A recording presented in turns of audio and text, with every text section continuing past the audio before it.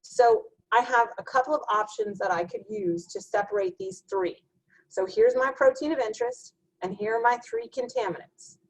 I know their mass, and I know their isoelectric focusing point. I have three options. I could use gel filtration, and here's my fractionation range, right? Because the bead size pore openings can vary, and so you buy the gel filtration resin based on size. So this is the one you have available. Or you have a DEAE cellulose column, and I'm reminding you very nicely that this is a positively charged ion exchange resin. You have CMC cellulose, which is just the opposite of that, a negatively charged ion exchange resin. I need to keep my protein of interest, UOP, in a buffered solution at pH 7 because I want to make sure UOP remains stable. We don't want it to unfold. We don't want it to degrade. We need to make sure it stays stable. So my question to you is, what are you going to do next? You need to pick 1, 2, or 3. You're going to pick 1, 2, or 3, numeric, and tell me which one. And then I'm going to ask you a follow-up question to this. So I want you to pick 1, 2, or 3. And I know this is going to take a few minutes to think about. So I'm thinking 2 minutes.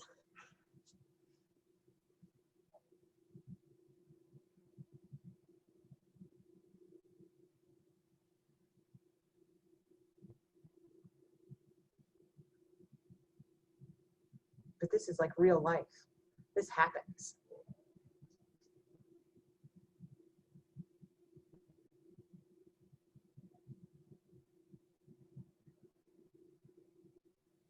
I want you, once you vote in, I want you to be thinking about why you answered that question. So start thinking about why.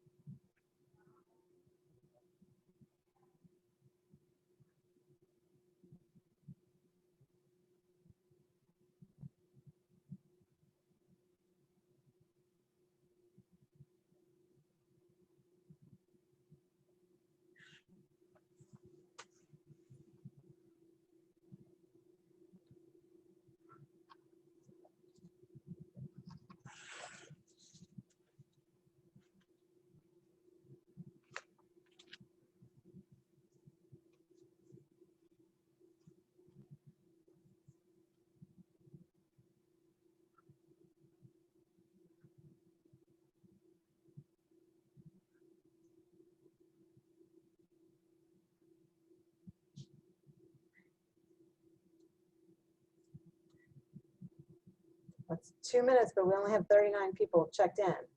Give you 2.5. But I'm cutting it off at 2.5.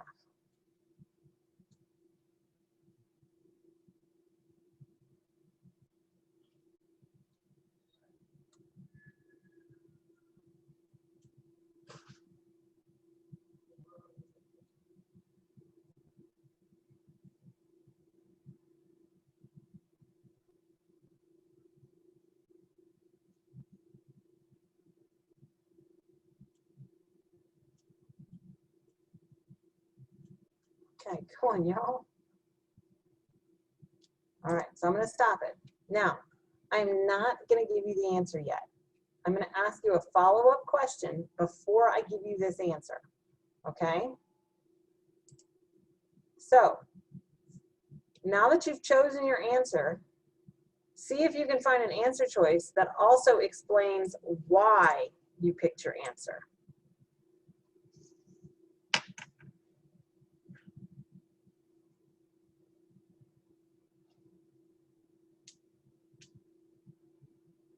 I'm going to give you another about 2 minutes.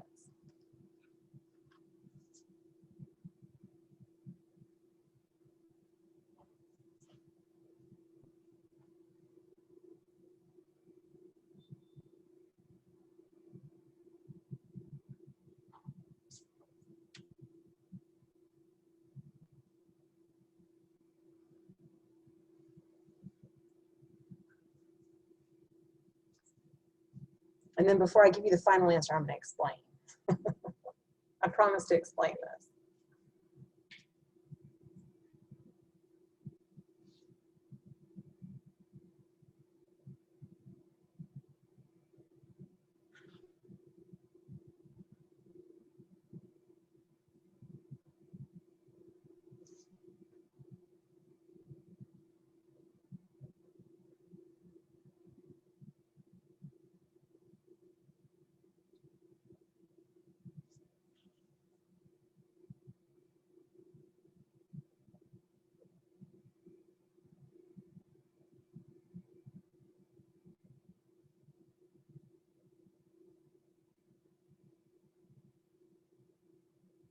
Okay, 30 seconds.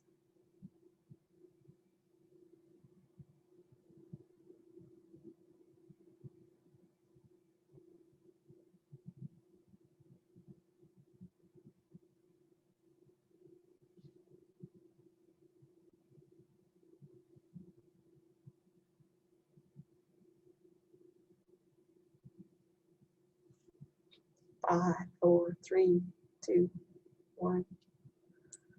Okay. So I want to know what y'all said. What did y'all say? Okay, so the majority did say that you would use CMC. So let's talk about it. Let's talk about it. Whoa. Okay. So here are our three. We could use gel filtration, we could use DEAE, which is positive, or we could use CMC, which is negative, right? Well, if you look at the molecular weight of the proteins, right? If you look at IOPI and you look at contaminant 1, how close are they in size? Super close, right? Super close. Too close to separate using gel filtration. It's just too close. Okay, so we could basically X out gel filtration. That's not going to work, right? No gel filtration. So now we have either a positively charged ion exchange resin. What was the answer to the first one? You can, I'll post the recording, William, or one of your friends can help you out. So DEAE cellulose is positive and CMC is negative. Remember, this is super, super important. You are at pH 7. So you have to understand isoelectric points of proteins. So if we look at IOPI, IOPI has an isoelectric focusing point of 7.9. If we look at our other ones, right, we have 6.0, we have 5.9, and we have 8.9. So both 7.9 and 8.9 are above pH 7. And then 6.0 and 5.9 are below pH 7. So you have to understand that no matter which one you pick, two of these are going to bind to the column, right? But what I want is I want to select out IOPI. So what I'm going to do is I'm going to pick a CMC resin, right? I don't want to pick DEAE resin, because if I pick the DEAE resin, right, that's positively charged, what's going to happen? We're still going to have IOPI together with contaminant 3, right? I won't be able to separate those two out. But if I pick a CMC cellulose, right, 1 and 2 won't bind to the cellulose, but IOPI and protein 3 will bind. Okay, but we still have a problem. IOPI is still contaminated with our contaminant 3. So how am I going to separate it? Well, it's almost a whole pH difference in isoelectric focusing points. So if you have a negatively charged resin, which we can cross out this one, right? Cross out that one. If we have a negatively charged resin, what are we going to do in order to get our protein off the resin? How do we normally do that in a charged fashion?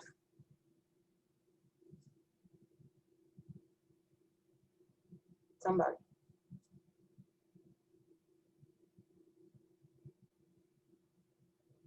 Anybody. Everybody wake up. I have a charged resin. It doesn't matter if it's positive or negative. I have something bound to the resin. How do I get it off?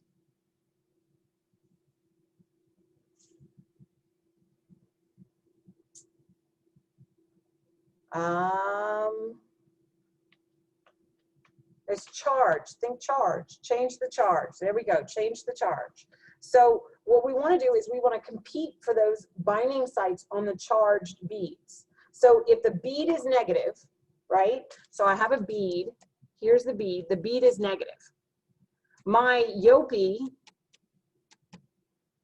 right, is positive, and so is contaminant 3 is positive, right?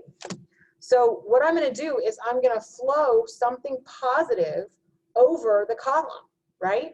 If I use a salt, right, if I put it into solution, I'm going to have positive ions and negative ions. So you can wash a DEAE column and a CMC column with sodium chloride, because the sodium chloride ions will separate, and then the sodium ions will outcompete Yopi and contaminant 3 for the binding site.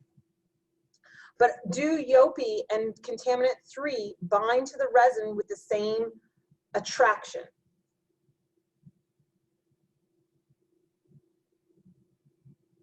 Look at their isoelectric focusing points. Do they interact with the resin at the same force of attraction? No, because their isoelectric focusing points are different, right? So if I put just a little bit of salt, I'm going to outcompete the one that has the least amount of attraction. So which one's going to have the least amount of attraction? Whichever one has the lowest isoelectric focusing point. So which one's going to elute out if I put a little bit of salt?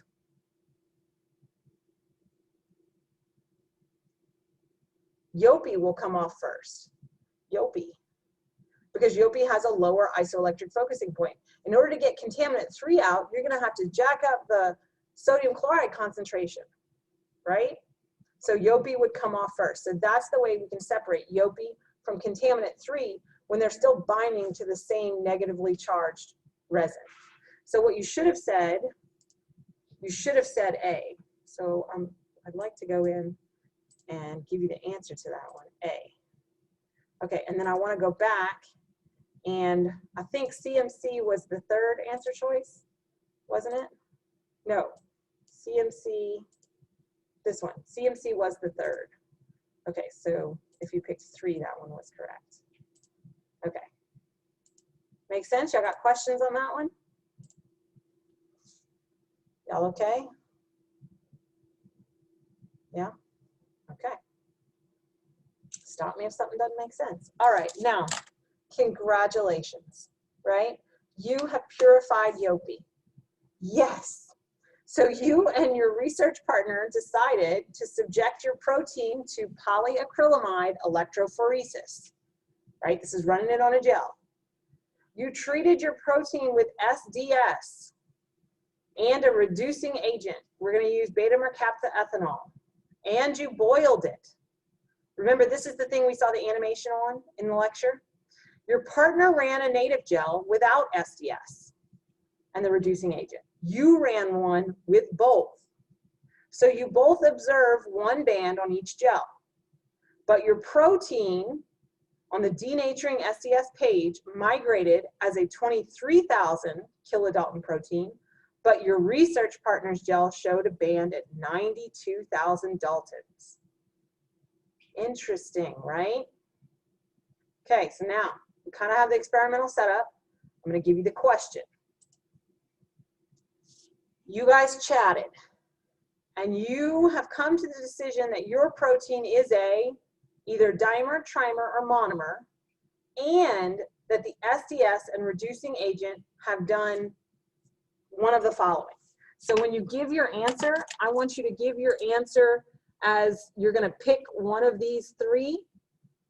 So you pick one of the 3, and then you comma, and then you pick A, B, C, or D. Okay? So I'm going to make this a short answer. So you can write dimer, trimer, monomer, and then you can tell me your answer choice. And if after I take a picture of this, if you want me to go back to the background, I can. So I'm going to go, now that you guys all have a picture of the question, I'm going to go back so you can see the other information.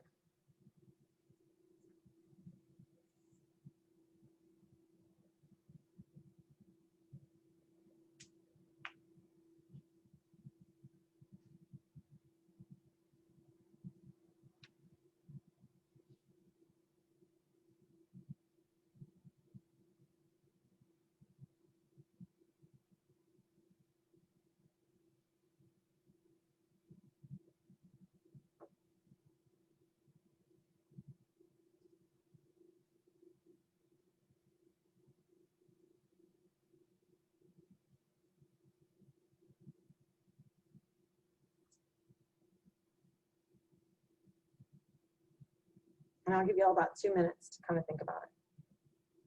So you still got another minute.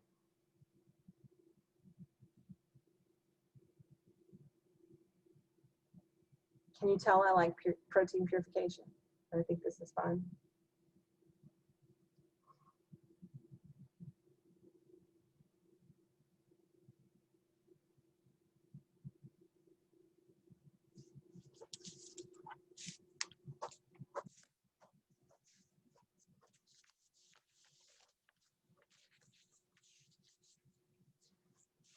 I'm just so proud of myself at Yopi.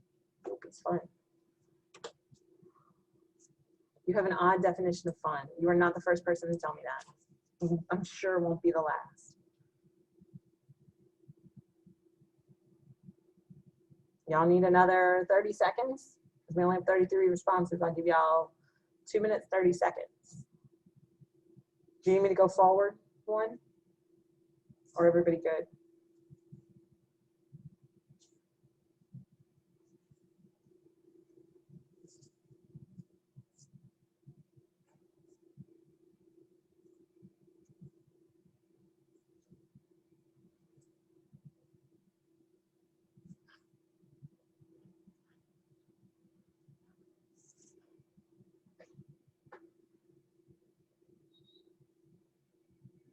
Okay, 1 second. Y'all ring in. Come on. Want some responses? We have 56 people. That's 16 people who haven't checked in. Come on. I don't know why I think dancing kind of will make y'all ring in. It's not. Okay. All right, so what you should have said, right? And we're going to talk about why. What you should have said, when you think about it, right? Proteins are subjected to a native gel. When they're on a native gel, what are they going to migrate based on? What they are natively, right? Native means their normal condition. So it'll take into account size and it will take into account charge. But if we subject it to an SDS page, this is going to denature your protein. So it's going to lose everything but primary structure, and it'll be this like weird glob, right? Everything just kind of ends up being this weird glob. Okay. So it's only going to migrate on size, not on shape or charge. So the fact that your protein on your denaturing gel ran 4 times smaller, it's still one band, but 4 times smaller tells me that I have a homotrimer. So what you should have said was that you have a tetramer, a homotrimer, a tetramer, same thing, right? So the SDS and the reducing agent have denatured my protein, and I know that my protein must be made of equally sized monomers. So let's see if I can go back in. So we should have said tetramer and B. Wait, here we go. So I'm looking for tetramer and B. Anybody? Tetramer was not, oh, was it tetramer? What did I do? Tetramer was not an answer choice. Oh, I put trimer on one and I put tetramer on the other. My bad, y'all. Oh, that's so sad because that was a fun question. I should have told me it didn't make sense. All right, so I need to make myself a note to change that. Tetramer. I just put the T. How was that fun? It was awesome. It was absolutely awesome, right? So you got to think about your size. Think about your size of your protein, right? On the non-denaturing gel, 92,000 Daltons. But on the denaturing, 23,000. If you end up with bands that are smaller, but you still have the same number, that is going to be the same peptides over and over again. And then you have to look at the size difference to figure out how many of those you need to add up to match your native protein size, right? So if it were 1/3 of the size, what would you have had? 92 divided by 3, what would you have had? not a tetramer, but there's a chat, I'll put it in. That's a trimer, If it was 1/3, it would have been a trimer. Very nice, y'all, very nice. So what if it were half the size?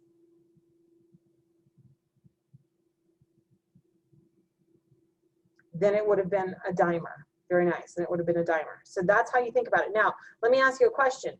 What if on my native gel, it was 92,000 Daltons, but on my denaturing gel, I had more than one band? You can glean information from that as well. I know it's purified. I know in the native state, I have a certain size. And now when I denatured it, I have 2. So what does that tell me?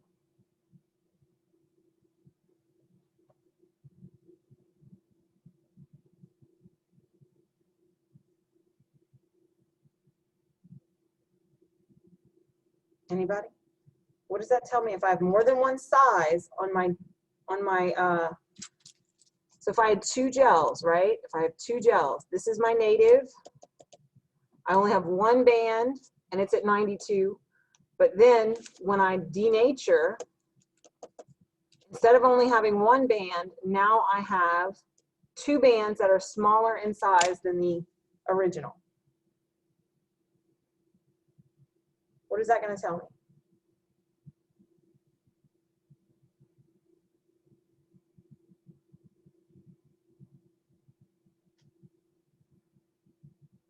Someone? Not all of it denatured all the way? No. No. It'll be easier to target a certain protein? No.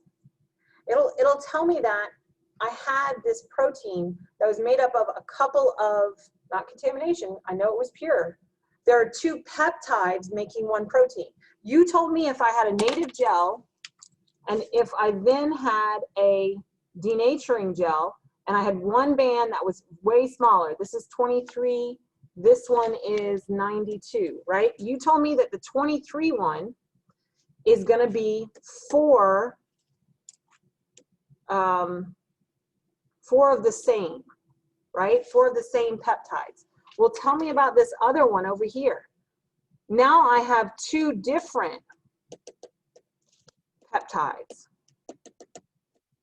And it'll depend on their size, how much you have of each one, right?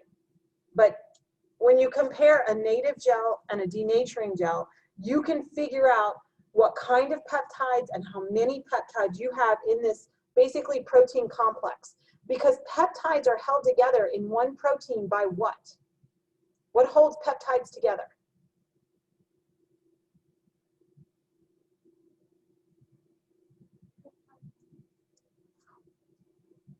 Amino acids are held together in peptide bonds, but what happens if I make peptide 1, I make peptide 2, and I want the 2 to fold together to make a final structure? What's going to hold those 2 peptides together? A lot of times, not always, but a lot of times. I'm going to go home and cry, y'all. I really am. I'm going to go home and cry. Disulfide bonds, right? So what does your beta mercaptoethanol do?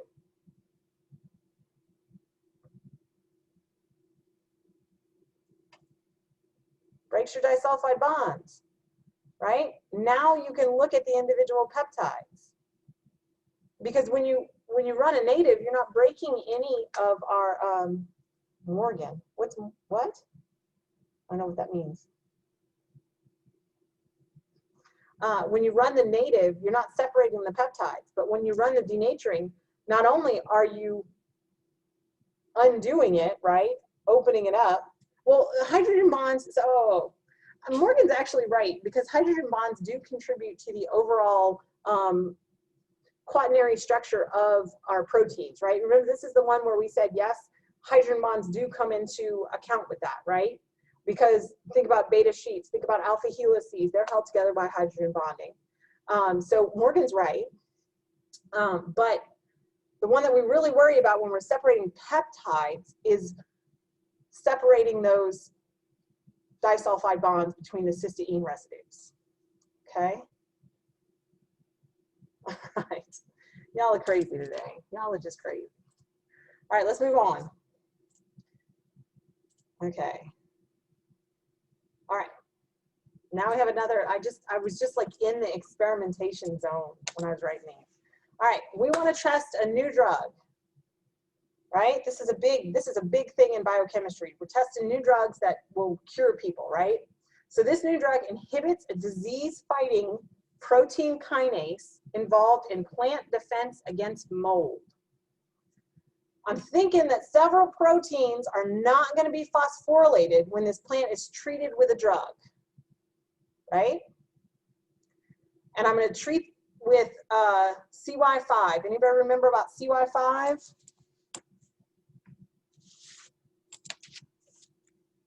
What is CY5? What color is CY5? Or all the, no, I have some easier ones, but we're just progressing through these more slowly than I thought we would. CY5, what is CY5? It's a dye. What color dye do you think it might be? It is red. How did you know? All right, and I don't have the other one, but CY3 is what? It's not blue, but it is green. Okay, it's green. Good. All right, so I'm gonna test this. I'm gonna put the drug in one of the plant extracts, and I'm gonna leave the other one alone. So the one I leave alone is my control, and that one's gonna be green, and the one that I treat is gonna be red. Now, I want to compare my proteomics of treated versus untreated. So I'm going to do a 2D digi analysis, right? What does that mean? What's a 2D digi analysis? You're first going to separate by isoelectric focusing, and then you're going to separate by size, right? I remember this? I'm a little worried. Okay, so I want you to make a prediction. If I have my drug, right, what's going to happen when phosphorylation occurs? Phosphorylation will blank the overall charge state of a target protein. So what is phosphorylation going to do to the overall charge of a protein? And then tell me how my proteins are going to be affected by my kinase inhibitor, like which ones are going to be what color, and then which ones are going to be what color when they are not altered by the drug. So this is a real scientific experiment. So I want you to put your answers in, like put your answer, comma, put your answer, comma. So there should be 3 things, and pick one of 3 answer choices.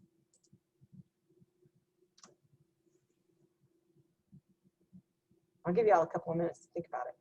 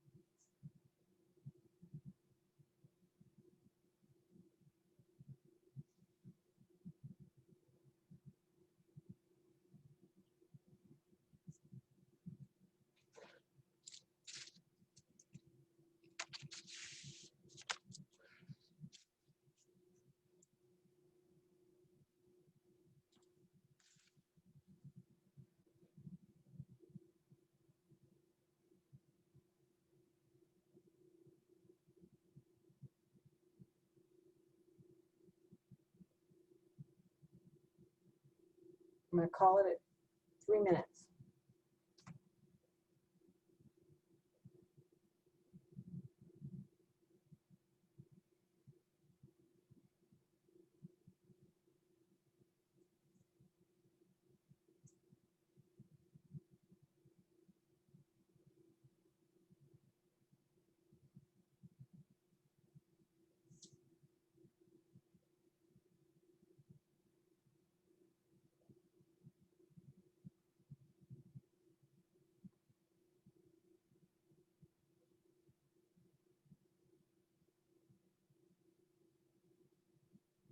Okay, 10 seconds.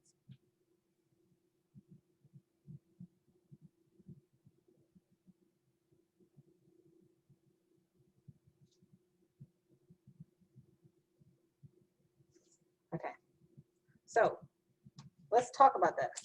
Let's talk about this. So we have two conditions, right? This is kind of cool that I can kind of extend the page. But then what happens to my, okay. Oh, that was not, well, it's okay. All right, so we got two conditions, right? We have the kinase inhibitor. Oh, I want to do that one in red. Kinase inhibitor. And then we have our normal. What does a kinase inhibitor do?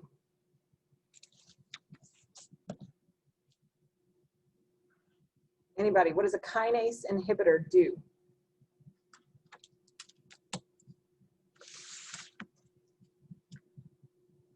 Look up in the question, it said, let's see if I can move this, right?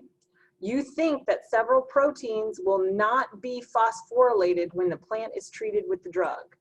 So when we treat them with the drug, so this is the drug that is a kinase inhibitor, what do we think is going to happen? We're not going to get not phosphorylated. H-O-R-L-Y-A-T. What is a phosphorylation? Anybody remember? What's a phosphoryl group? Which residues on a protein can be phosphorylated?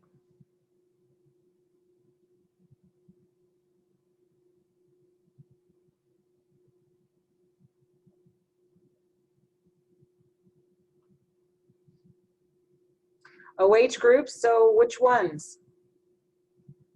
Serine, threonine, and there's 3. Tyrosine. Good. All right. So we're anticipating in the drug kinase inhibitor, we're going to have some that are not phosphorylated. So in the normal, what does that tell us? They are going to be phosphorylated. Right? So the question is, the phosphorylation does what to the overall charge of the protein? So if we compare not phosphorylated and phosphorylated, what's going to be the charge difference between not phosphorylated and phosphorylated? If you are phosphorylated, what's going to happen to your charge? You start out and you have this OH group, right? But you're going to get rid of the H and you're going to tack on what? A phosphate, which has what? Y'all have taken chemistry, general chemistry, right? Oxygens, right? So we have one double bond, we have 2 singles, and the singles are negative. Yes, awesome. Okay, so they're now going to have negative charges. Okay, so tell me, phosphorylation will do what to the overall charge? It will decrease. Good. It will decrease. It will decrease the overall charge of the protein. All right. So now that we know that, so we decrease the charge. Okay, now that we know that, let's come back up. Any proteins affected by the kinase inhibitor will have a blank spot on the 2D digigel. So what do you think it's going to be if it's affected by the inhibitor? Okay, I'm gonna stay on and finish answering this, and then I'll quit. Any proteins affected by the kinase inhibitor will have a what color spot?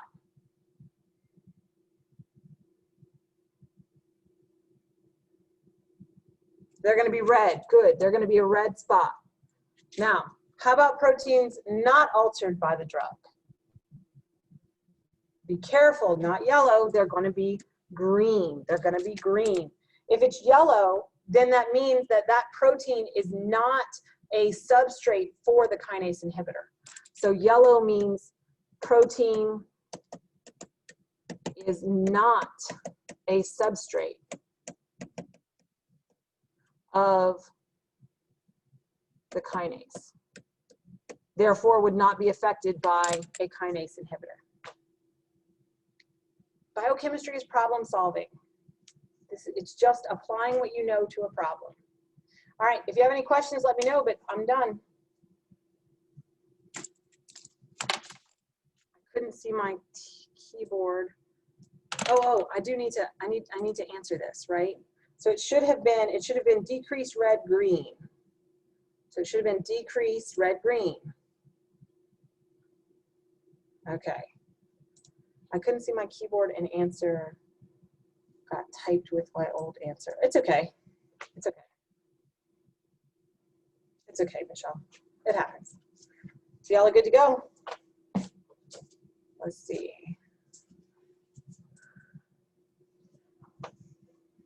Do you know when you post our test grades? When I'm done grading them, Madison, I promise they will be graded before your next exam. Doing the best I can. A lot going on. Just like you all.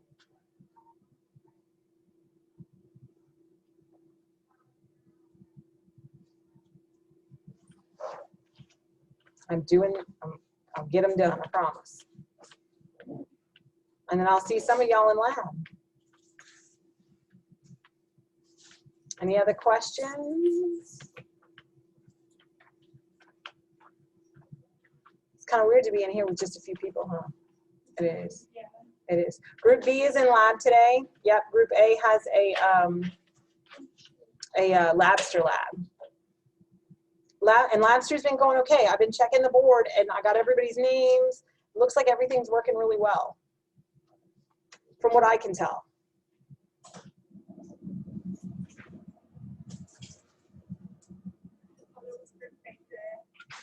This is not Group A today. Is it Group A? Which group? It's B. B today. It's B today. For some reason, I had thought it was A, but we did go last week. Yeah. I know you want to be in lab. I understand that. I think everyone. Thank goodness it's Friday. Thank you. Yeah. All right, you guys who are still on, y'all got any questions? I hate to end it if y'all got something y'all need.